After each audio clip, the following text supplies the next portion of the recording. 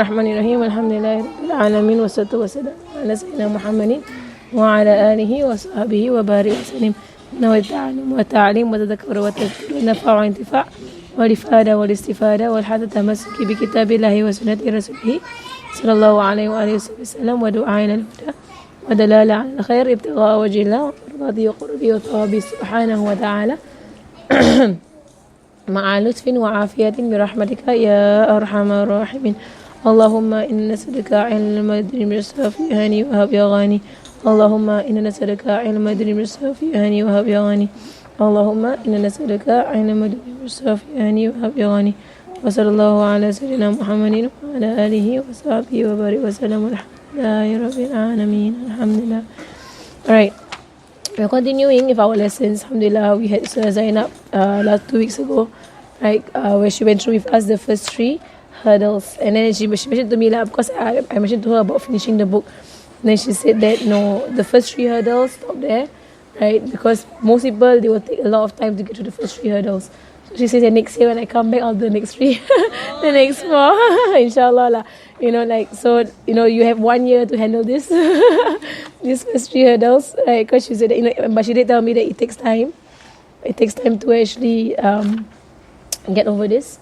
These 3 hurdles, there's a lot of time lah. So and for me, like personally, it's just going in circles right? These first 3 hurdles, but just getting through these first 3 hurdles will bring you to great heights, right? And great closeness to Allah subhanahu wa ta'ala. Right? Many of us, and Imam Ghazali says in the beginning of the book also, how many people reach the age of 50, 60, 70 and they haven't even gone past the hurdle of knowledge, of tawbah. Right, they're still stuck there because no one else brings them forth. The third hurdle and the fourth hurdle. She went through the fourth hurdle also, right? No, there's a third. Did she hit the fourth hurdle? No, because the fourth hurdle also, is a lot of things. Because the fourth hurdle is the hurdle of distractions. The third hurdle is the hurdle of what prevents you from worship. Fourth hurdle is what distracts you in worship. That means while you are subhanAllah, Imam Ghazali, the way he has written this out there. So it's from knowledge, know how to worship. Then tawbah, what you need to remove the burdens, that prevent you from your heart being exposed to the light of worship. Right? All these sins are blacknesses on the heart. And then the third hurdle is what prevents you from worship. 4 things that prevent you from worship. The fourth hurdle is what distracts you while you are worshipping. Right? I mean the distractions of worship. Right? So it's like, subhanAllah, it's like we're just back and forth, third, fourth hurdle in our life. Maybe we even say our first hurdle pun okay. Right, first hurdle dah lah, like what's going on. Second hurdle tawbah also is a constant situation. And I really recommend that if you have the time to go through this book also with Habib Ali Jifri online. It's translated as the subtitles at the bottom. It's really beautiful. And he does not read the book word for word, but he gives a gist of every hurdle. Right, so it's very beautiful from Habib Ali Jifri. Right, and I know the other Habaib online you can find all translated. Right, this particular book. Right, so it's something that, mashallah, that it's a gem, this book. It really focuses you on what is important in life. Right, so now we are on, she said she moved my mark, so I'm not sure where I'm on. This I opened my mark, I was like, hey, why am I on the third hurdle? Right, so she moved it. Okay, so I think, can you all remind me where we are on? Where did we reach? She was telling me to have private with her so I can finish this with her. Right, that's why she moved from the third hurdle, she went into the red sulfur. Right, because the red sulfur builds up on the third hurdle, right? It's basically a further explanation of the third hurdle, right? Extension. That's why she went to move into that. And it was all, so all of it is all by her instruction. It's not like I want the book or I chose the book or whatever. It's all by her instruction. You just follow. And that is also the secret of having a sheikh lah. And the secret of having a sheikh is that, or a teacher, is that whatever they say, whatever they do, you just do. Right, and you don't ask or you don't request or you don't do any of that things. Right, so even there was once I know of a Westerner in Tarim, right? They approached Habib Omar, and Habib Omar was willing to give classes to the Westerners translated, and then he came with a book in mind, right? So when he went there and he told Habib, can we do this book with you? And Habib said marhaban, right? And they always say that. They will always say marhaban. They always say yes, okay, no problem. Then when he left, he felt that was wrong. I should have said, Habib, what book should we do? Let Habib choose. Like, you don't go there and give him the book that you want to do. Right? That is actually bad adab, because the Habib, he will know what you need. Right? You don't say what you need. Right? He knows what you need. There's a secret of having a sheikh. Right? And then my cousin on Saturday, I mentioned about the story of Sayyidina Abu Huraira. Also the lessons of having a sheikh. Right? That when Sayyidina Abu Huraira, he was waiting for. There was one day he was hungry, and people came, and then he stopped Sayyidina Abu Bakr, and he stopped Sayyidina Abu Bakr, and he said, and he was very, very hungry, Sayyidina Abu Huraira. He said, there's a hadith, you can find it, it's Salihin. Right, Salihin has this hadith. So the hadith goes, Sayyidina Abu Huraira, one day he was very hungry, very, very hungry. So he sat by outside of the mosque, waiting for people to pass by to give him food. And there was nobody there. So he sat there the whole time. And this basically is part of knowledge, of knowledge seeking. The adab with the people of knowledge it plays a very, very big part in your seeking of knowledge. Right? Adab with your teachers, with the books, with all of these things. Right? It's all lights, right, that will shine onto you as you seek knowledge. Right? So basically, Sayyidina Abu Hurairah radiallahu anhu, right, he was once by the side of the road, and he was very hungry. Right? So he saw Sayyidina Abu Bakr coming along his way. So he said, "Oh, okay, you know what? I'm gonna stop him." Right, but he's too shy to ask for food. So he said, I'm going to ask him a question in fiqh. Right, ask him a question in fiqh, and then he will answer my question, and hopefully he will notice that I'm very hungry. Right, I look very, very tired, very hungry. So Sayyidina Abu Bakr comes, and he got up, and he asked Sayyidina Abu Bakr a question. And he says in his own hadith, and I knew the answer. But I just want to stop him. For him to see my face. Just to see my face, I'm so hungry. And so he stopped Sayyidina Abu Bakr. Sayyidina Abu Bakr said, so he asked Sayyidina Abu Bakr to answer the question. Sayyidina Abu Bakr answered the question, and he went along. And he was like, see lah, he didn't see my face. Then next one that came along was Sayyidina Umar. Again, I got up asking the same question. I knew the answer, but I wanted him to see my face. But he stopped Sayyidina Umar answered the question and went along. And I was thinking, Allah, they didn't see that I wanted to hang on the food. And the next one that came along was Rasulullah sallallahu alaihi wasallam. And the moment he called, Ya Rasulullah turned to him and said, Ya Abu Hir, O Abu Hurairah, Qum, stand and follow me. Because Rasulullah could see immediately that he was hungry. It was not about the question or whatever. He didn't even ask the question. He could see immediately that Abu Hurairah was hungry. Right? So Abu Hir, Qum and follow me. So Sayyidina Abu Hurairah, he got up and he followed Rasulullah sallallahu alaihi wasallam to his house. And Rasulullah himself is poor, he has no food in the house. Right? But when he asked his wife said that our neighbor gave us some milk. Again, that adab with the sheikh. So he followed Rasulullah into the house. He is very hungry. So Rasulullah took the milk and said, Abu Hurairah, take this milk to the people of Ahlul Sufa, right, people of the bench, and give them the milk. So Abu Hurairah is like, Ya Allah, like I came out, I was looking for food, and I stopped you. And he didn't say anything, because it's adab with the sheikh. Whatever the sheikh say, just do. Don't argue. Don't even say, can I take one sip? Just one sip. Just a bit only that I give them, because there's so many of them in the mosque. About 70 Ahlul Sufa in the mosque. This bowl confirm finish. Right? So, but then the commentary of the hadith is very long, because it shows adab with the sheikh. Right? So Abu Hurairah didn't say a single word. But of course, what he's feeling like. And he's writing in this hadith. And I know the Ahlul Sufa are about 70 people. Right? I know. But, marhaban ya Rasulullah, ahlan wa sahlan. So he took the labaik. So he took the bowl, he went to Ahlul Sufa, and the whole time because Rasulullah said, you go and feed them. So he was giving them the milk one by one with his own hands, with the bowl, feeding the Ahlul Sufa. And the whole time in his mind was thinking, dah habis lah, that's it lah, I'm just going to be hungry lah, gonna drink. So the whole time, until everybody drank their fill, right, and the milk was still there. Right, is the mu'jizat of Rasulullah sallallahu alaihi wasallam. But the scholars comment that the mu'jizat only happened of Abu Hurairah's obedience to Rasulullah, no argument, no question, marhaban. Right, and that is a secret of taking a teacher. Secret, whatever they say, yes. Like even if you don't understand, yes. If they say no, don't go. Don't try to argue, because the moment you try to argue, they will say yes. They will, and they can. Because of their good nature, they will say, okay, go and do. Right? They might say yes, but then you have no barakah after that. Zero. The barakah has lost, right? Because you do not take what they said. Their first instruction, that is the instruction. You don't try to argue around the instruction to get your way. Don't do that. Right? So that's why they say that if you ask them for a name for your child, the first name they give, take. Right? Don't say, oh Sheikh, what about this name? Or this name. Can I put this name together? They might say yes. Right? But then you lose the barakah of complete obedience. Right? They say one name, that's it. No argument, nothing. Right? Nothing about it. So he's going to give the food. And then there was some milk left. And out of his adab for his shaykh, what did he do? He went back to Rasulullah sallallahu alaihi wasallam. He didn't drink anything because no izn yet. Right? No izn from Rasulullah to drink the milk yet. So he went back to Rasulullah sallallahu alaihi wasallam and he gave the milk back to Rasulullah sallallahu alaihi wasallam without taking a sip. Abu Hurairah, it's all lessons, the hadith. So if you go to the commentary of this hadith, it takes an entire hour, 2 hours, a long commentary on this hadith of Abu Hurairah and Rasulullah and the milk. Right? And then Rasulullah smiled Abu Hurairah and he said, Abu Hurairah, drink. Right? Now the permission came. Then so he drank a bit and he gave back, because he knew Rasulullah has not eaten. And Rasulullah smiled and said, Abu Hurairah, drink. Right? So he drank and drank and drank and then he gave back. And then Rasulullah said, Abu Hurairah, drink, drink some more, drink some more. So he said he drank and he drank and he was so full of milk. Right? And then he gave back. And then Rasulullah said, Abu Hurairah, drink. And then Rasulullah, I'm so full, I cannot drink anymore. Finish already, you cannot drink. And Rasulullah, he laughed and he finished the milk. Right? So it's a mu'jizat. It's a miracle of Rasulullah sallallahu alaihi wasallam. Right? It's recorded in the story here. You can find it there, the hadith lah. Right? But this entire mu'jizat that happened to Rasulullah sallallahu alaihi wasallam, it is, it happens with the obedience of the Sahaba. Obedience, right, of the Sahaba first, to show. Some can make it, forever if he wants to, but obedience, adab with your teacher. And that is prime when it comes to your teacher. Whatever they say, learn this, stop here, finish.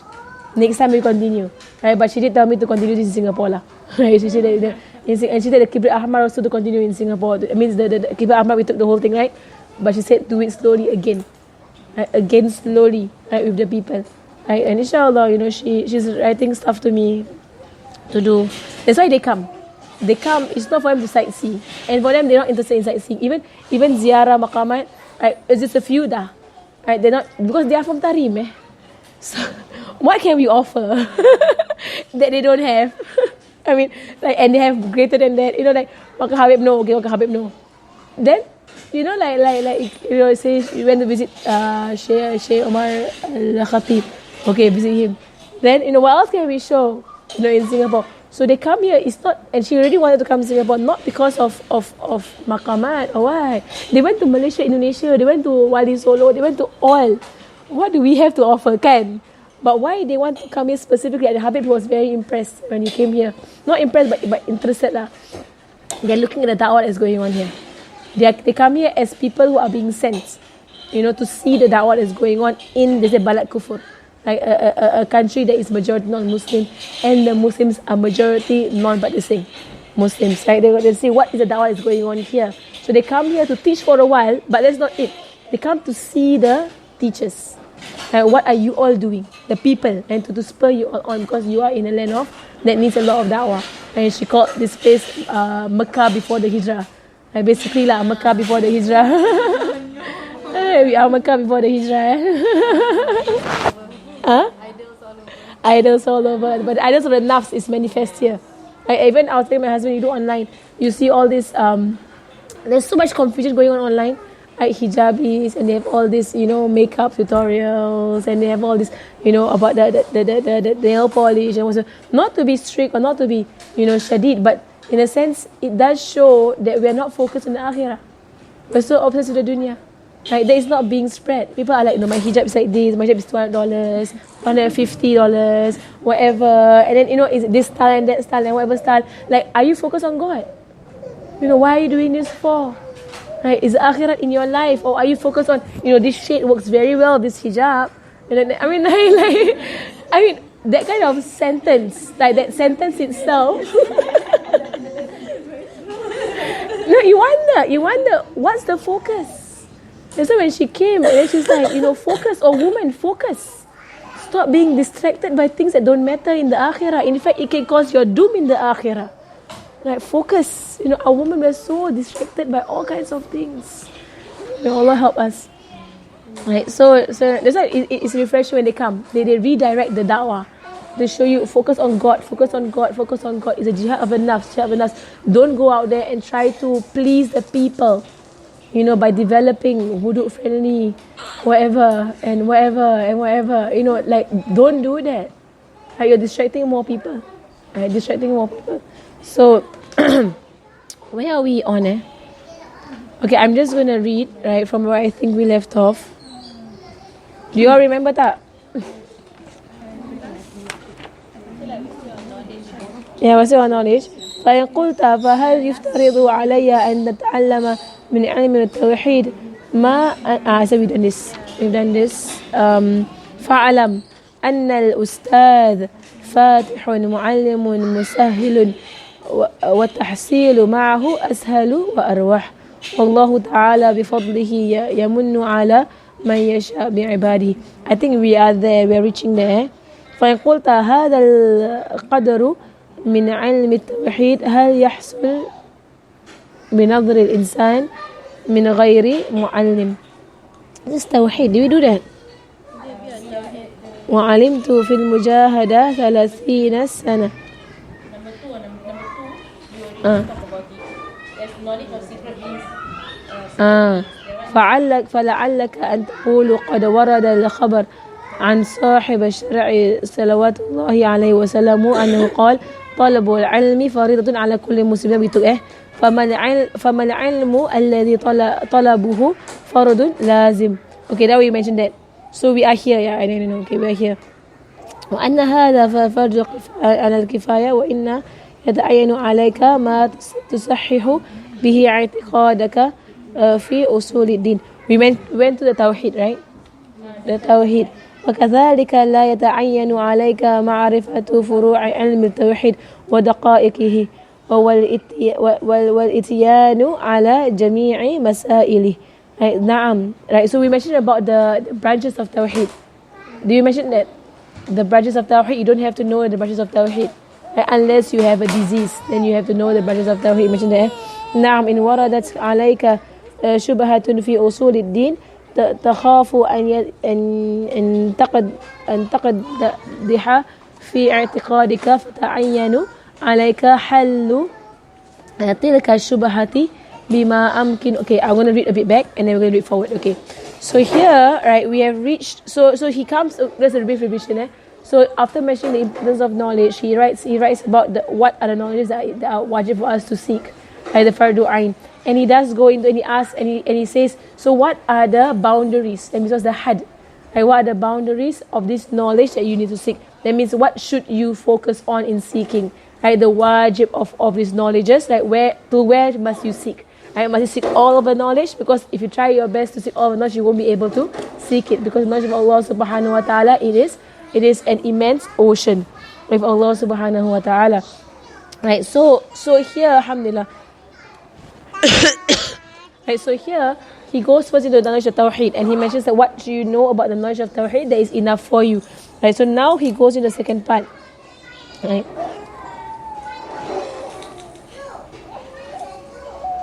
Right, so now he says, right, ثم مسائل في شعائر السنة تجب معرفتها وإياك أن تبتدع في دين الله تعالى. Right, so then he says to the knowledge of the Sunnah. You need to know the knowledge of the Sunnah and so that you don't make up things that are not of the Sunnah of Rasulullah sallallahu alaihi wasallam. Learn the Sunnah, learn the way of Rasulullah sallallahu alaihi wasallam. Now give me water. ما لم يأتي به كتاب ولا أثر فتكون مع الله سبحانه وتعالى على أعظم الخطر. Right, so if you do something that is not of the Sunnah of Rasulullah sallallahu alaihi wasallam,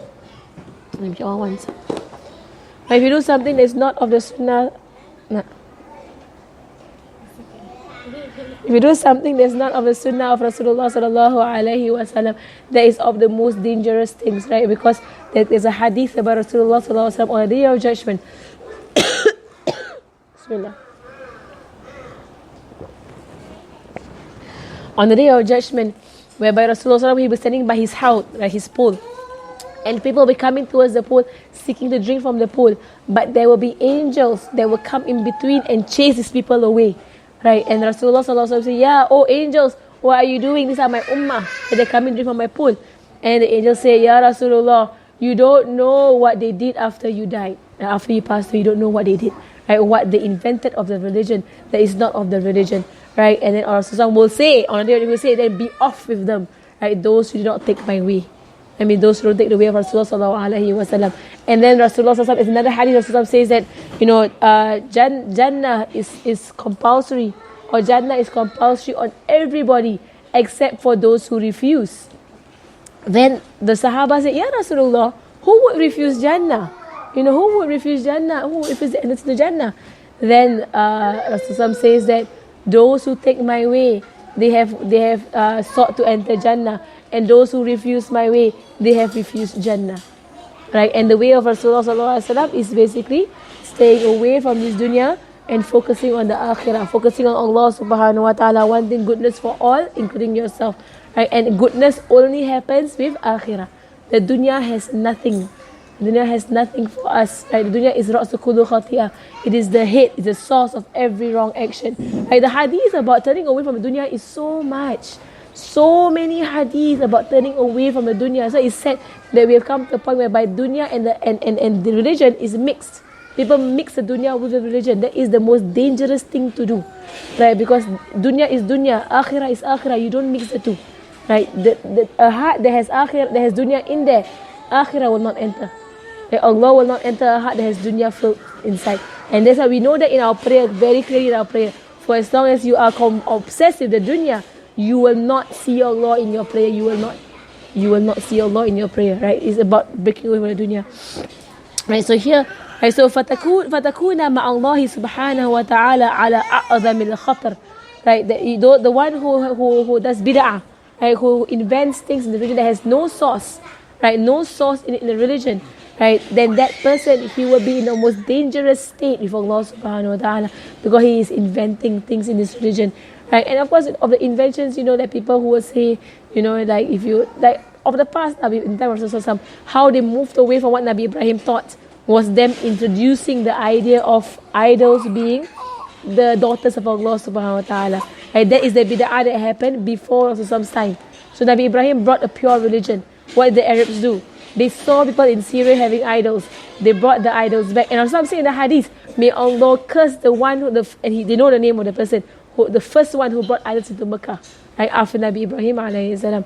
Right? And from there the idols grew in Mecca. That's why they always said the one true God, by the idols were just the daughters. It's from this bid'ah, it's a bid'ah.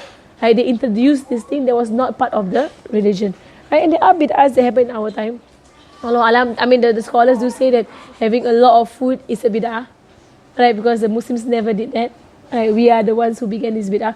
But it's, inshallah, it's not a bid'ah that will throw us in the hellfire unless we expand on the haram. That means we want, so our shahwa is so great that we don't care about halal or haram. And in fact, Ustazah, she was saying that the amount of halal and pure in this world is so little.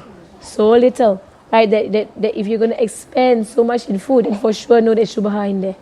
Right? Your food all got shubha. Right? Just be careful. Careful of food and your shahwa and everything. Right? And Rasulullah says that there is nothing worse that the son of Adam fills except for his own stomach. There's the worst container that the son of Adam fills is his own stomach. Right? The worst container. And there's another hadith that all sickness comes from the stomach. All sicknesses comes from your food. Right? Subhanallah. It's our heedlessness.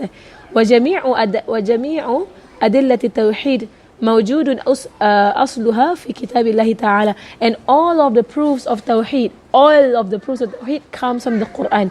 And we understand when it comes to Tawheed for Aqidah, we only take from the Quran and Hadith that is mutawatir, a Hadith that is completely sahih.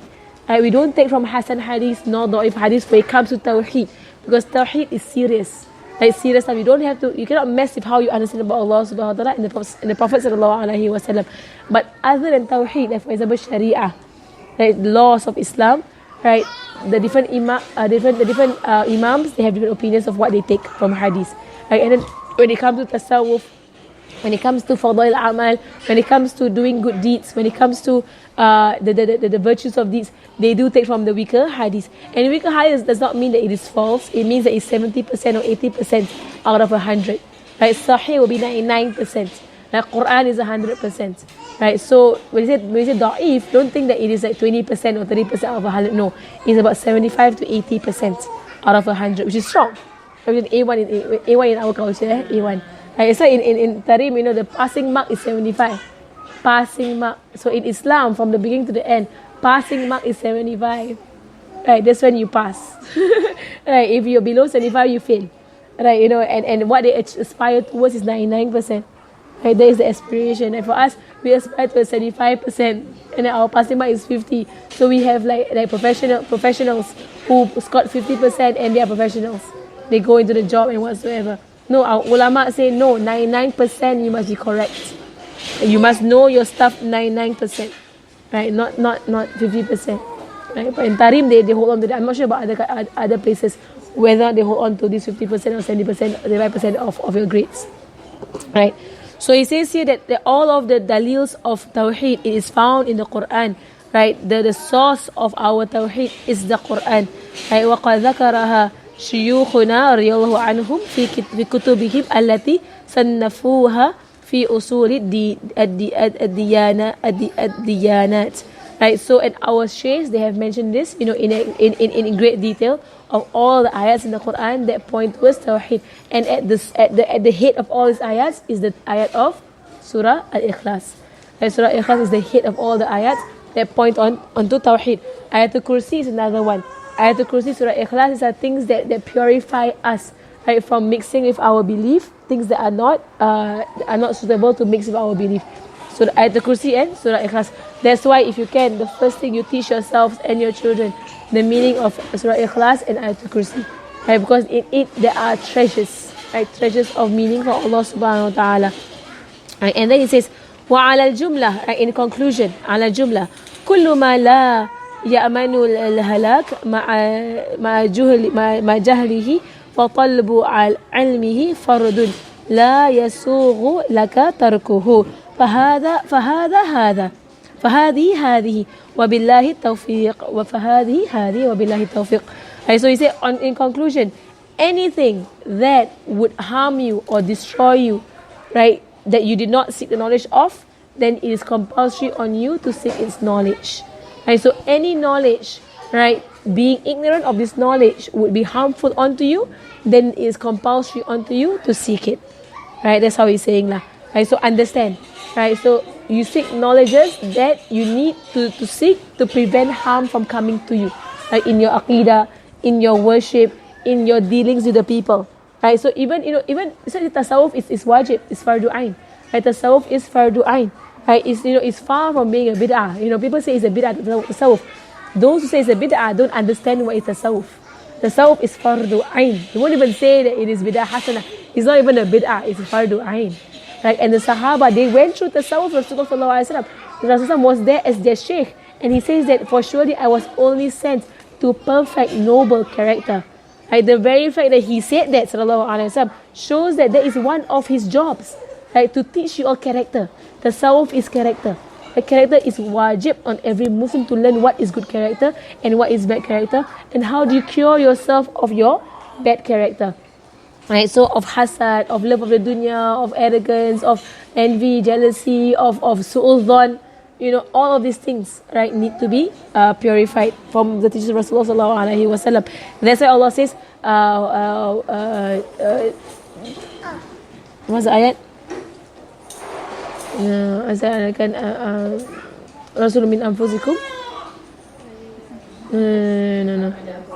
No. It's Surah Baqarah, but then when Nabi Ibrahim asked, and Allah SWT, he says, يُعَلِّمُكُمْ كِتَابَ وَحِكْمَةَ وَيُزَكِّيكُم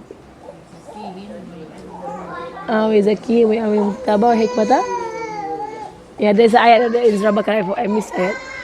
When it comes to me, I will say, but when say Allah subhanahu wa ta'ala says, right, that Allah sends a prophet to you, right, that to read onto you the verses of the Quran, right, and to teach you the hikmah, وَيُزَكِّيكُم, right, and to purify you. Right, so 3 things, right, teaching the book of Allah, and in that is the rulings and the aqidah, right, and the hikmah is what? The sunnah of Rasul, to teach him out his way of how do you live your life, and وَيُزَكِّيهِم, right, to purify you of what? Of the ugliness of your heart. All is fardu ain in the Quran. The dalil of this is in the Quran. Like, it's so strong, like subhanallah, like where have you been? Like, it's in the Quran. And he says, so this is this, fahadi, so all this is all this, وَبِاللَّهِ التَّوْفِيقِ, and if Allah is all of success, all of ability to obey Him. وَأَمَّا, and he says, as for الذي يتعين فرضه من علم السر. Okay, now we're going to ilm al-sir. So, and as for what is specified, that is wajib for us to know of the knowledge of the heart. Sir is secret, but it also refers to your heart. فمعرفة مواجبه ومناهيه حتى يحصل لك تعظيم الله تعالى والإخلاص والنية وسلامة العمل. Right, so what is wajib for you to know of the affairs of the heart? What is wajib for you to know? First and foremost, what is wajib on the heart? Right, what is wajib on the heart? For example, to have sincerity for Allah subhanahu wa ta'ala. What is wajib on the heart? To have no doubt, right, in the lordship of Allah subhanahu wa ta'ala, nor in the messengership of Rasulullah sallallahu alaihi wasallam. And we all have, inshallah, we have these beliefs in our heart. Right, but as Ustazah was saying, these beliefs need to pour out of your heart into your limbs. Because sometimes we declare we believe in Allah subhanahu wa ta'ala and the Prophet sallallahu alaihi wasallam, but then we neglect the Sharia.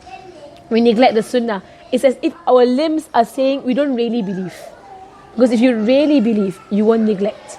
It's as if you say, you know what, I believe in Allah, but the Sharia, I can't follow it. Right? It is somewhat saying that I don't really, really believe. Right? That's why Rasulullah says in the hadith, La yu'minu ahadukum, means none of you truly believe until his nafs is in line with what I came with.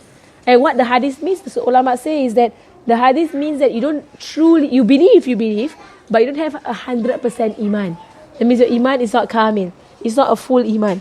Right? Because your nafs is still fighting, right, what Rasulullah brought. Because if you truly, truly believe, you would submit completely. Right? And your nafs is mutma'inna, whereby you are on the path of what Rasulullah has laid on. That is true belief. So the hadith says you don't really believe. You don't really, really believe. And then the hadith says that the one who fornicates, he is not a believer when he is fornicating. The one who cheats, he is not a believer when he is cheating. Right? The one who lies, he's not a believer when he lies. Right? Because at that point of the sin, it's as if you don't believe you're going to be questioned. It's as if.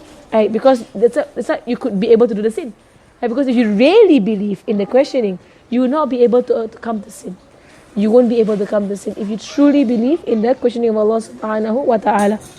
And the hadiths are numerous. Right? Numerous hadiths on true belief in Allah subhanahu wa ta'ala. So the sir, right? The sir is basically the purification of the heart to bring us. So now you believe in Allah subhanahu wa ta'ala, you need to purify your heart, right, for you to be able to worship Allah subhanahu wa ta'ala as how He should be worshipped, and to be with the people as how you should be with the people. Right? So then he says, right, subhanAllah, just to go on the books of the awliya, right? You don't have to go further than that. Just take the book of Imam Ghazali, Imam Al-Haddad, right? You don't have to go further to know what is da'wah or what should we call the people to. It's clear. And I asked Ustazah, I was like, Ustazah, how should we focus our da'wah in Singapore? How should we talk to the people? She's like, it's all there. It's all there. Just take any of their books and tell the people about it. Right? That is what they have already lined up everything for you. Just translate. That's all you have to do. Translate. You don't have to do anything at all. It's all done. Right? Subhanallah, is the ulama of the past, they are the ones who understood the affair of this world. Right? So they say that فَالْمَعْرِفَةُ مَوَاجِبِهِ وَمَنَاهِيهِ. So know what is wajib on the heart. And he will talk about it in a while. Right? And what is haram on the heart to have. Right? حَتَّى يَحْسُلَ لَكَ تَعْظِيمُ اللَّهِ تَعَالَى. Right? So that you will come, right, to the aggrandization of Allah subhanahu wa ta'ala, wal ikhlas, and having sincerity to Allah subhanahu wa ta'ala, wal niyah, and having a pure intention for Allah subhanahu wa ta'ala, wa salamatul amal, right, for your deeds to be safe, right, because you're focusing on Allah subhanahu wa ta'ala. Wa ammatu dhalika ya'ti fi kitabina hadha insha'Allah. Right, and all of this, the obedience of the heart, will happen in this book. Right, we will speak about all of it as we go through the book. Right, the book will speak about the worship of the heart. Right, wa amma ma yata'ayyanu min ilmi sharia. Right, as for what will be specified in the knowledge of the sharia, right, of law. فَكُلُّ مَا تَعَيَّنَ عَلَيْكَ فَرْضُ فِعْلِهِ وجب عليك معرفته لتؤديه كالطهارة والصلاة والصيام. وأما الحج والجهاد والزكاة إن تعين عليك وجب عليك علمه لِتُؤَدِّيَهُ وَإِلَّا فَلَا. Right, so basically as for Sharia, whatever is compulsory for you to do, right, of prayer and fasting, right, and cleanliness, then it's wajib for you to learn exactly how to do it. And what is wajib? You learn the wajib, right? And of course, it's sunnah to learn the sunnah of it. So you learn the wajib of it and the sunnah of it. That's why for the children, like I do mention to them the sunnahs. Right, from a very young age, you learn what are the sunnahs of wudu. Right, so how do you do sunnahs, and then how do you do your hands and your feet, right? Because that is how we learned it from our sheikh. Right, I saw Hababa Maryam, how she did it herself in front of us. Habib Omar has a video online of how he does wudu. You take exactly, because they took the sunnah, right? That means their sanad for wudu is physical. From Rasulullah to Sahaba, to Tabi'in, to therefore, until Habib, until Hababa. So their wudu has a sanad for wudu, sanad for wudu all the way to Rasulullah sallallahu alaihi wasallam. You do wudu as how he does wudu, right? So and these people are Ahlul Bayt, people of the family of Rasulullah sallallahu alaihi wasallam. So their knowledge that is being passed down is from Sayyidina Ali, Sayyidina Fatima, right, to Sayyidina Hassan, Sayyidina Hussein, to their children, all the way down. Right, so there is a passing down of knowledge physically through the nasab, right, through the family, all the way down. There's a secret lah, in taking from these people. You take from them their wudu, their prayer, their whatsoever, and then you pass to your children, and you pass to your grandchildren, and you pass to whosoever that comes thereafter. So that there is a complete link all the way up. Right, so the Sharia, and they say as for things on the matters of Hajj and Jihad and Zakat, we went through this before. This is revision, right? Then it is wajib for you to do it when you are now, you have to do it, right? So Zakat, if you have the money for it, right? Hajj and Umrah, if you're going to go for Hajj and Umrah, go and learn the wajib and the sunnahs, right? The full sunnahs of Hajj and Umrah, right? And how many, there are a lot of sunnah bathings for Hajj and Umrah. A lot of places in Hajj and Umrah is sunnah to bathe. Take a shower. When you enter the Masjid Haram for the first time, sunnah to bathe. When you go to Arafah, sunnah to bathe. When you go to Mina, every night, sunnah to bathe. Every night of Tashriq, sunnah to bathe. Right? And you need to niyat that is you're doing the sunnah. So as you go there, you might be bathing, but with no niyat. Right? Niyat, I'm doing the sunnah of the bath of every ayam Tashriq. Right? The sunnah of almost every part in the Hajj where you do ihram, sunnah to bathe. Right, it's a lot of sunnah baths when it comes to. I did Maryam, she was teaching us. She mentioned I don't know how many sunnah baths that you could do. And then she says that, okay, you know what? If you missed out all of these things, if you missed out all the sunnah baths on your Umrah and your Hajj, right? And she said that when you take your normal bath every day, you niyat qada that sunnah bath. You can do that. Right, so your daily bath, you just niyat in your daily bath, I qada the sunnah bath that I did not do when I was on Hajj. I didn't do any of the sunnah baths, right? So you need qada the sunnah baths, so you get more reward in your bathing. So you're doing a qada bath that you could have done. You can qada sunnahs, Sunnahs can be qada if you want to qada them. All right, and then he says here, okay, so and for you is that, all right. So then he says, فهذا حد ما يلزم العبد تحصيله من العلم لا محالة. Right, so all of these boundaries that he has now laid out for us, it is wajib for the servant to have. Right, there is no excuse around this. وَتَعَيَّنُ فَرْضُهُ بِحَيْثُ لَا بُدَّ لَكَ مِنْ ذَلِكَ. Right, and he must mention what is fard, what is compulsory to learn of this knowledge. Then he says, فَإِنْ قُلْتَ فَهَلْ يُفْتَرِضُ عَلَيَّ أَن يَتَعَلَّمَ من علم التوحيد ما أنفض به جميع ملل الكفر وألزمهم حجة الإسلام. Okay, so he says here, so now if you say, right, so is it compulsory on me to learn the knowledges, right, of the knowledge of ما أنقض, right, the knowledge of Tawheed, right, that I can learn so that I can counter, right, what the people of the kafir people, I mean the groups of kuffar, right, say, right, so that I can tell them the proofs of Islam. Must I learn this knowledge? Right, because most of us, we don't really know the knowledge. Someone asks us, what are the proofs of Islam? We will just say, the Quran, the Sunnah. What exactly? Right, we might not know exactly how to counter. right? Or they ask you why, who says that Christianity is wrong or Judaism is wrong or whatever is wrong, right? And we don't really know what other proofs, what does Islam say about these things, right? So they ask the question, must I learn this? Must I learn this knowledge of basically countering or defending my belief, right? وَأَلْزِمُهُمْ حُجَّةَ الْإِسْلام, right? The proofs of Islam. وَأَنْقِذُ بِهِ جَمِيعَ الْبِدَعِ وَأَلْزِمُهُمْ حُجَّةَ السُّنَّةِ. Right? So he asked the question, and should I learn whatever knowledge there is for me to counter all the bid'ahs that are happening and to make firm in them the sunnahs, the proofs of the sunnahs? Must I learn this? So he says, فَعْلَمْ, no, أَنَّ هَذَا فَرْضٌ عَلَى الْكِفَايَةِ. This is fardu kifaya, it's not fardu ain. It's fardu kifaya. It is fardu ain when you face it. I mean, if there's somebody in your family, amongst your children, who are facing this, then it is fardu ain for you to learn this. Right? But if nobody is around you is facing this, then it's not fardu ain for you to learn this fardu kifaya. So fardu kifaya, that means there has to be at all times a group of people in any society who have this knowledge, right, of the proofs of the religion and also to counter other arguments. Right, so the Pergas, they are there for that. Right, the ulama, they are there for that. Right, so that's why when we do like answering the unanswered, that is one of the examples whereby disease has entered into our society. So now it is actually fardu kifaya on the ulama in Singapore to handle this. It's fard, it's compulsory on them. They cannot let it go. Right, if for the moment somebody asks me or asks any of the teachers a question that has to do with their aqidah, right, it is compulsory for us to follow up. We must. Like, it's not even, if I have time, I'll find my time. No, cancel everything. You need to address this right now. Right, so that podcast is talking about this also with us. Right, because they know it is fardu kifaya. They know it is compulsory because it's a disease that is being spread through our people, our society, our youngsters, our graduates. It's a disease that is happening. They're having doubts about the religion and they are wondering why not other religions. Right, so somebody has to stand up and start to do it. Right, it's fardu kifaya. Right, so she says it's fardu kifaya for it's basically on the ulama. They need to have all to spread amongst the people so they're able to teach the people. Right. So it's fardu إنما يتعين عليك ما تصحح به اعتقادك في أصول الدين لا غيره.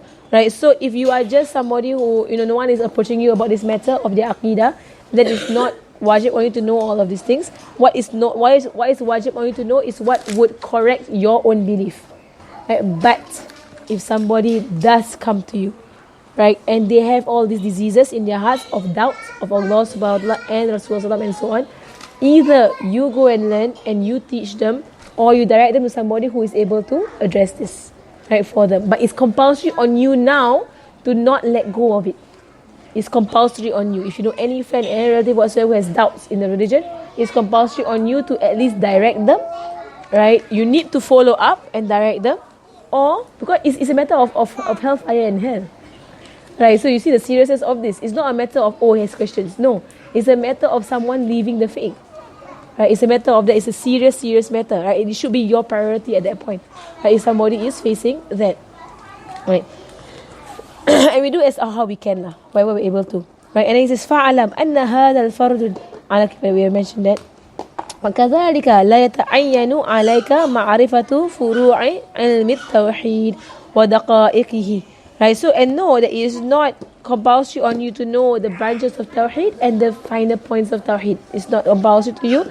وَالْإِتْيَانُ عَلَى جَمِيعِ مَسَائِلِ. And you have to know all the issues that talks about, about the existence of God subhanahu wa ta'ala. It's not on you to know all of these things unless you are someone who is on the having the job of answering people, right? But for most common people like us, it's not compulsory for us to know, right, about this.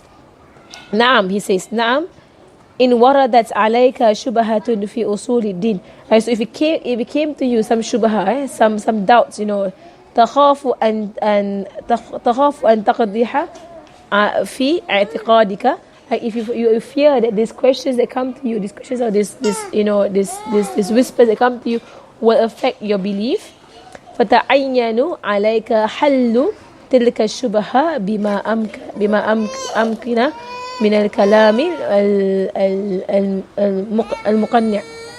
وإياك والممارة والمجادلة فإنها داء محض محض داء محض لا دواء له. Right, so he says that if you in yourself are having doubts, then it's compulsory on you to go and seek the knowledge, right, to remove these doubts. It's compulsory immediately to remove these doubts. And he says that and beware of argumentation. That means open argumentation or open mujadala, just basically bickering back and forth, right? Beware of that. فَإِنَّهَا دَاءٌ, it is a disease. It's a disease. Seek knowledge, right? Seek truth, right? Don't go into argumentation, right? Don't get into conversation whereby you see the other person who's talking to you, all they want is to argue. They are not interested in the truth. Be very clear when you see these people. Like, do they want the truth or do they just want to argue with you? If they just want to argue with you, then walk away. And because no matter what you say, they don't want the truth. They want argumentation. And so be careful of argumentation, he says, for surely it is a very dangerous disease. There is no cure for argumentation. No cure. And Imam Shafi, he said, that whenever I enter into argumentation, or whenever I will argue with people, I always wish that the truth will manifest on their tongue. Right? For two reasons. Because he wants the truth to manifest. And also to avoid that, that he be, in arrogance. Right? Because at the end of the day, when you go into argumentation, what you are looking for is not to be right, right, but to have the truth manifest. That's the point of discussion or argumentation, right? Right, and then he says here, right? He says here, where are we? Right, فاحترز منه جهدك فإن من ارتداء وإن من ارتداه لم فإن من ارتداه لم يفلح إلا أن يتغمده الله تعالى برحمته ولطفه. Right, so he says that, so be aware, right? Beware, right, of pointless discussion or pointless argumentation. Beware of these things, right? And with all of your ability, beware of pointless argumentation or discussion, right? And whosoever turns away from this sickness of always wanting to argue, right? Then Allah, He will. Right, and whosoever concerns himself of pointless argumentation, right, he will never succeed, right, unless Allah subhanahu wa ta'ala has mercy on him and Allah subhanahu wa ta'ala brings him out of it. Right, then he says, ثُمَّ عَلَمْ, right, then know, أَنَّهُ إِذَا كَانَ فِي كُلِّ قَطَرٍ دَاءٍ من دعاء أهل السنة يحل الشبهة ويرد على أهل البدع فيشتغل بهذا العلم ويصفي قلوب أهل الحق عن وساوس المبتدعة فقد سقط الفرد عمن سواه. Right, so he said, know that if you're in a country, right, whereby there are people, right, whereby in every town there are people who will stand up to this affair, right, and people who are people of the Ahlul Sunnah, people of the Sunnah wal Jama'ah, right, who will remove all this shubha and all of this confusion in society, then then be just learn from them, right, and it's not on you to learn further. وكذلك لا يلزمك من معرفة دقائق علم السر وجميع شرح العجائب القلب إلا ما يفسد عليك عبادتك فتجب عليك معرفته لتجتنبه. Right, the same thing so for all of the other knowledges, it's not compulsory for you to know the final details of these knowledges, right, unless it will destroy your good deeds or destroy your ibadah. Right, so and he will go deeper into what are these the finer knowledges right, of the heart. Right, to go deep into the secrets of the heart and whatsoever. It might confuse you more. Right, so like Saza, they will mention the diseases on the open, because most human beings, most of the awam, we already with our open diseases we are not able to handle. Right, so what more deeper into the heart, right, of tasawwuf. Right, the one most of us we cannot handle Right, it's too deep. Right, we have not even handled the diseases, what more going deep into being, or being extinguished in the sight of Allah subhanahu wa ta'ala. That kind of thing, like the ilmu of fana, right? To be completely with Allah subhanahu wa ta'ala. It's all deep knowledges, right? That you don't have to know, right? Unless it's affecting your ibadah. Right? Then you have to go and find a sheikh who can teach you these knowledges. Right? But for most of us, diseases. Right? We're still struggling with our own diseases. We're still living the world. We're still having envy, having arrogance, having showing off, having all kinds of things. We're still there. Right? So may Allah help us, we're just so diseased. Right? To help us, purify and have mercy on us. Right? وما يلزمك فعله كالإخلاص والحمد والشكر والتوكل نحو ذلك ونحو ذلك فيلزمك معرفته لتؤديه وأما ما سواه فلا. Right, so what you have to do at all times if you're with your worship of ikhlas, right, of sincerity, of hamd, of praising Allah subhanahu wa ta'ala, of shukr, of thanking Allah subhanahu wa ta'ala, of tawakkul, of having trust in Allah subhanahu wa ta'ala. Right, so this knowledges, of praise and shukr and of gratitude, of trust and of sincerity, then all of these knowledge, it is compulsory on you to know how they are and how to get them, and how to purify yourself for them. وكذلك لا يلزمك معرفة سائر الأبواب الفقه من البيوع والإيجارات والنكاح والطلاق والجنايات إنما كل ذلك فرض على الكفاية. Right, so for knowledge on fiqh, right, fiqh, for example, on buying and selling, unless you are a trader, right, or you are a buyer, or on renting, unless you want to rent, on nikah, unless you want to marry, right, or talaq, unless you are married, right, or you want to marry, right, or janaya, right, or unless you are or on crimes, unless you are a qadi or a judge, right, or you are, or a criminal yourself, na'uzubillah, right. You don't have to know. You have to know about the hudud laws and whatsoever. I mean, of how the finer details. We know it's haram, don't do. Right, but the finer details of what would encounter somebody to do and whatsoever, like, it's all not for us, right? Even some even say even fara'id, even the laws of inheritance. If you have somebody in society who is doing it, right, who is able to distribute it for you, right, you don't the awam, right, the common person doesn't have to know the finer details of it, because it's very confusing. It's mathematics, it's Arabic, it's whatever, it's beautiful, right, but they need to know this, the outward of it, but the finer details of it, there are ulama who can handle. Even the affairs of menses and nifas. Right, so menses and nifas, if you are having normal issues, you don't have to know more than what the normal things are. But the smaller, finer details of all the anomalous cases of menses and nifas, right, that one the ulama, they know. Right, so if you do face that, then you just go to the ulama. That's why it's fardu kifaya. Fardu kifaya meaning that these are knowledges that it might be hard on the common person to encompass and to understand. Right, so some people in society will know this. For the common people to come to and ask. That's the point of kifaya. And not for the ulama to be happy with themselves and they know all the knowledge. No. Right, but it's for them to be of service, right, to the people when they come to confusion. Right, that is about those knowledge of sana. Alright. فإن قلت هذا القدر من علم التوحيد هل يحصل بنظر الإنسان من غير معلم فاعلم أن الأستاذ فاتح معلم مسهل.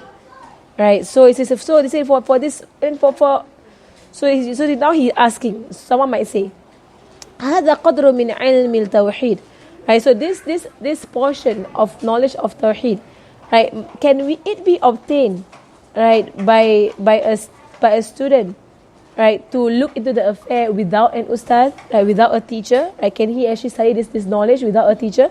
He says, for surely to have an ustad, for sure to have a teacher, he is someone who opens for you, right? He is a knowledgeable person who is going to make it easy for you. وَتَحْصِيلُ مَعَهُ أَسْهَلُ وَأَرْوَحُ. Right, and to attain these knowledges with a teacher, it is easier, and it is you have more. You are facilitated in getting this knowledge. He's not saying that you can't. You can. Allah can give people knowledges. But with a teacher, right? With a teacher, it will be ease for you. And sometimes she was saying, in the Tarimis they always say, the one whose sheikh is a book, right? He will have more. He will err more than he is correct. That means you have more errors than you have more correct. Right? Because if a book sometimes you read through, you don't understand what's going on. But with a teacher, you understand. Right? Even if it's your own language in English, sometimes you read this whole book, you're like, right, what is he saying? What is he saying? But when you read it through with a teacher, things open up for you. It becomes clear. Right? And then he says, ثم علم, and then know, أن هذه العقبة التي هي عقبة العلم عقبة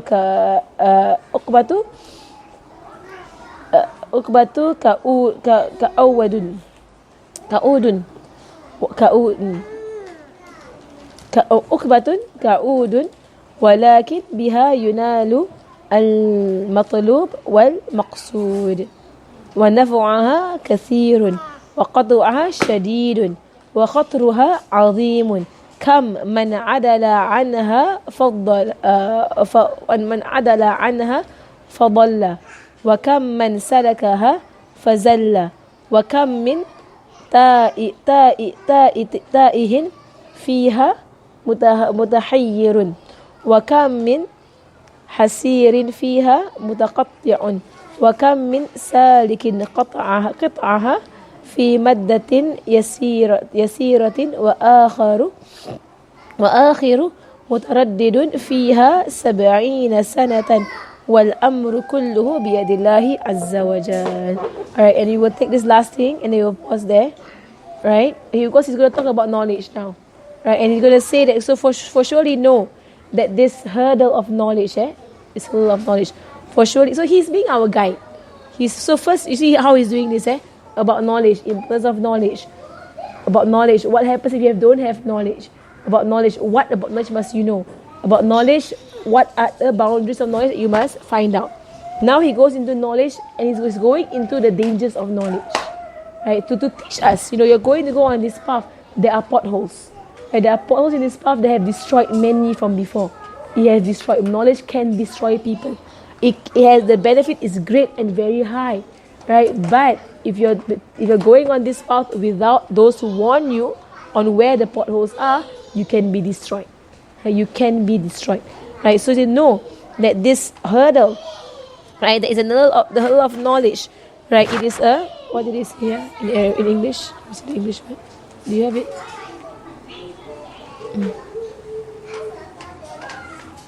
It's here. Yeah, it's a hurdle of knowledge. It is an almost insurmountable hurdle, right? Yet though through it one does reach the objective and the goal, right? So this hurdle of knowledge, right, is almost not surmountable, right? Because you basically, Rasulullah said, you learn for life, right? Learn from the cradle to the grave, finish. Right? That means you will never finish learning. There is no end to knowledge. There is no end. You learn and you learn and you learn and you learn, because knowledge is knowledge of Allah subhanahu wa ta'ala, and Allah is infinite. Right? And the Quran has knowledges, and the Quran is infinite. Right? So there is no end to the learning of knowledge. You can go on forever. Right? Even the ulama, those who at the deathbed, they will say to their students, read something for me, right? Because I don't want to spend, my last few moments without seeking knowledge. Right? So even at the deathbed, they're asking their students to read something for them. Right? So ولكن بها ينال المطلوب والمقصود. But with this knowledge, you will seek or you will reach what you are seeking and what you are intending with this hurdle of knowledge. نفعها كثير. Right? The benefit of this knowledge is a lot. Right? It's abundant. وقطعها شديد. Right? But to surmount it, it is serious. Dahsyat, شديد, dahsyat is serious to surmount this hurdle of knowledge. وَخَطْرُهَا عَظِيمٌ. And the dangers in it is great. There are dangers in this path. He's not trying to discourage anybody. He's just saying this. As a teacher, he's saying this path is not easy, but follow what I'm about to say and you will come across. You will overcome it. Right? And the thing about it is that you don't even have a choice. You have to come onto the hurdle of knowledge. You have to. It's the first hurdle you want to get to Allah subhanahu wa ta'ala. Like, كَمْ مَنْ عَدَلَ عَنْهَا فَضَلَّ. Right, so how many, how many adala anha, right? Where is it? It is enormous. So how many has deviated from it and gone astray? And how many adala anha wa fadalla wa kam man salakaha fazalla? And how many has gone on this path of knowledge and they slip and they fall, right? Because they don't have a teacher holding them by the hand, right? And then وَكَمْ مِنْ تَائِهٍ فِيهَا مُتَحَيِّرٌ, right? And how many, right, who have floundered upon it, right? تَائِهٍ, and it gone into it, right? And they leave bewildered, right? Here in hayran, yatahayyarun, mutahayyirun, right? Hayran, I mean bewildered by it because of no teacher. Teacher is important. وَكَمْ مِنْ حَسِيرٍ فِيهَا مُنْقَطِعٌ, right? How many are lost, right, in it, right? And they give up, right? They give up them the matter. وَكَمْ مِنْ سَالِكٍ قَطَعَهَا فِي مَدَّةٍ يَسِيرَةٍ, right? So how many, right, have been cut off? So how many a non-Muslim cleric, habirin, right, has been cut off, right? So how many like Masayna Muhammad? Oh, they put habir here. It's hasir. Different word here and there. Right? How many spiritual travelers has crossed it, right, in a short space of time, right? While others have hesitated in it, right, and crossed it for 70 years. Right, so some cross this hurdle of knowledge in a very short space of time, and وآخر متردد فيها 70 سنة والأمر كله بيد الله عز وجل. And so some people with one small book, they arrive at Allah subhanahu wa ta'ala, their knowledge. Some people 70 years learning, right? And still they're trying their way to Allah subhanahu wa ta'ala. And he says that all of it, the affair is with Allah subhanahu wa ta'ala. Allah will ease for us. So the next part of this book, he is going to speak about the benefits of knowledge, and he's going to speak about the dangers of knowledge, right? Because it's known in a well-known hadith of Rasulullah sallallahu alaihi wasallam. But also some he spoke Sayyidina Abu Hurairah, because Sayyidina Abu Hurairah he amassed, he memorized in himself more than 5,000 hadith memorized, from Rasulullah sallallahu alaihi wasallam, word for word. So there was once as Rasulullah said Abu Hurairah, understand or pay attention. And he mentions the hadith on the day of judgment, right? The scholar will stand in front of Allah subhanahu wa ta'ala, right? And and he will say, and Allah will ask him, what do you do in this world? And he will say, Ya Allah, I sought your knowledge to teach the people, to guide the people. I read your Quran in the middle of the night, to aggrandize your Quran. So he will go on and on about his seeking of knowledge. And Allah subhanahu wa ta'ala will say, you are a liar. You did all of that for people to call you, oh, how knowledgeable, how great, how wonderful, how eloquent. And it was said for you what you sought, and for you is the hellfire. And it's a long hadith that goes on, right, speaking about the one who goes for jihad, saying, oh Allah, I fought in your path. And Allah says, you liar, you fought to be called brave. And the last one, the one who would spend his wealth, and say, Ya Allah, I spent in your way, right, to bring up the name of this religion. And Allah says, you liar, you spent, right, so people call you generous. Right? And Rasulullah, in this hadith, he sits here and he hits Abu Hurairah on the thigh, right, saying, Abu Hurairah, pay attention. Right, these people, these three, they are the first to enter the hellfire. The first, even before the polytheists, even before the hypocrites. These three people are the first to enter the hellfire. And inshallah, Imam Ghazali will mention why. Why is it so severe on these people who did all of these great deeds? It's great deeds, Like knowledge seeking, jihad, spending in your wealth. These are great deeds. Right, but why are they the first to enter the hellfire? Because Imam Ghazali will mention how they are snakes.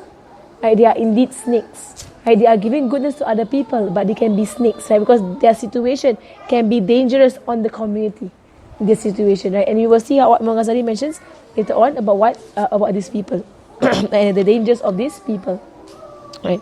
So pause there, inshallah, and inshallah we'll finish the chapter soon, maybe 1 or 2 lessons. People and that way, or other people feel for them that way. In mana? They feel like okay, they have knowledge, they know they are. Or the one that you just said. Yeah, no, they. Not others who think about them that way. No. It's not on others. They. You must ikhlas. No. See, they claim that they do for Allah subhanahu wa ta'ala. But actually in their heart they know it's for people. And sometimes Allah subhanahu, He tests us. Allah gives us tests not for Him to know our state. No, Allah knows our state. Right? But Allah tests us for Him, for us to know our own state. Right? So for example, if somebody is a da'i, goes out and teach people. Right? If somebody criticizes them, right, say something, corrects them, right? Will they correct their mistake in public? Right? Will they rectify themselves, or will they no, be stubborn about it? What will they do? Right? So, like for example, somebody like of the greatest ibadat is to give sedekah that nobody knows about. Right? Because from there you protect yourself. So, will you give sedekah if nobody else sees? Right? Will you still teach if nobody else comes? Right? Will you teach one person like that when it comes for us for knowledge? Will you still do it for Allah subhanahu wa ta'ala? That is, if nobody, and here Imam Ghazali talks about those who seek payment, and you will only do it if there is payment. Dangerous. Imam Ghazali says dangerous. So for me, I don't judge. No, right? Because, and I don't expect. I will be very clear, I don't expect. I don't even see how much it is. I don't even want to see also. Khalas. Right? Because why? My heart might be attached. I say, oh, so little. This I give them less. Like in a way, but for these things corrupt. They corrupt. They can corrupt you. Right? So Imam Ghazali says, if you are somebody who, if people don't aggrandize you, or don't praise you, or don't give you what you want, and then you stop the da'wah. Right? Then that is a very dangerous sign. Now, will you stop? Will you go on? If it's for Allah subhanahu wa ta'ala, Allah is constant. Now, Allah is constant. Right? Allah is constant. So if it's for Allah subhanahu wa ta'ala, your work for Allah subhanahu wa ta'ala will not waver, it will not change regardless of the people and what they say, because you only see who? You only see Allah. Right? So you still go, you still teach, you still sedekah, you still go, even if nobody else is going to do it, and or nobody else is in with you on it, you're doing it for what? For Allah subhanahu wa ta'ala. Right? That's why the ulama of the past, they do the most unpopular things, because it's popular with Allah subhanahu wa ta'ala. They do it, they're not scared. Like the people are all against it. It's like that for me, subhanAllah. People want to have fashion, want to have all of these things. It's unpopular to say no. But if you ask me, I will say no. No. Sharia is Sharia. Tabarruj. Tabarruj is beautification. There is laws there. There are very clear laws in the Sharia. Look, go and find. Look, any book of fiqh, go and open up. You'll find the laws of beautification for a woman. It's all there. Right? But who will speak to please Allah, and who will speak to please the people? That's the very clear line. If you speak, if your speech is affected by the people, then no, you're not doing it for Allah subhanahu wa ta'ala. Right? But Imam Ghazali, Shaykh Hamza Yusuf, he's one example, blatant. He just says it. He's not scared. Because for him what? Is he going to be scared? No. Why does he say all these things against the TV, against our culture, our popular culture? He speaks against it openly. Why? These things destroy. Allah hates these things. Pay attention. Right? They're not afraid. Right? But some people, they're very apologetic about Islam, right? Then your da'wah is for the people, not for Allah subhanahu wa ta'ala. For us, we are showing same thing. What is right, what is wrong is wrong. Also, this is the hadith. Right? Halalul bayin wal halalul bayin. Bainahuma umur mushtabihat. Right? The halal is clear, the haram is clear. Between them is shubha things. Stay away, as the hadith said. Stay away from the shubha things, don't go near. Because those who stand at the edge of the shubha things, you will fall into haram, the hadith says. So shubha, it's all shubha, zina, shubha. I would say haram, Allahu alam. Right? These are things. Right? Those who stand on it, you fall into the haram. It's like somebody who is bringing his flock around the hadith goes around the precincts of the king. Your flock will enter the precincts of the king. And they say, for surely know in every body there is a lump. If that lump is sound, then the body is sound. When lump is corrupt, if the body is corrupt, know for surely is the heart. The whole hadith, mashallah, it ends up with the heart. Right? Because at the end of the day, your heart is where? For Allah subhanahu wa ta'ala, not for Allah subhanahu wa ta'ala. From there you do your deeds lah. You must focus. Tahajjud important. Like dua important. Talking to Allah subhanahu wa ta'ala important. Don't talk to the people, you don't talk to Allah. And it's not just those who are teachers or ustaz or whatever, it's the parents. You want to advise your children, you're not talking to Allah subhanahu wa ta'ala. How? Advise, talk to Allah. Allah is the one who guides. And it's not all about the ulama. This is how they guide us. How do you focus in this life? Don't be distracted. Sallallahu ala sayyidina Muhammadin wa ala alihi wa sallam. Al-Fatiha rizqana ya man nafi' wa khas maqbul. وحسن التعليم ودلال على الهدى وسر بلاد النبي صلى الله عليه وسلم وإلى معالمين مشايخنا وزكائنا وإلى النبي صلى الله عليه وسلم. الفاتحة. اللهم انفعنا ما علمنا وزدنا ما ينفعنا زد علما يا رب العالمين. بسم الله الرحمن الرحيم والعصر إن الإنسان لفي خسر إلا الذين آمنوا. سبحانك اللهم وبحمدك أشهد أن لا إله إلا أنت أستغفرك وأتوب إليك. صلى الله عليه وسلم.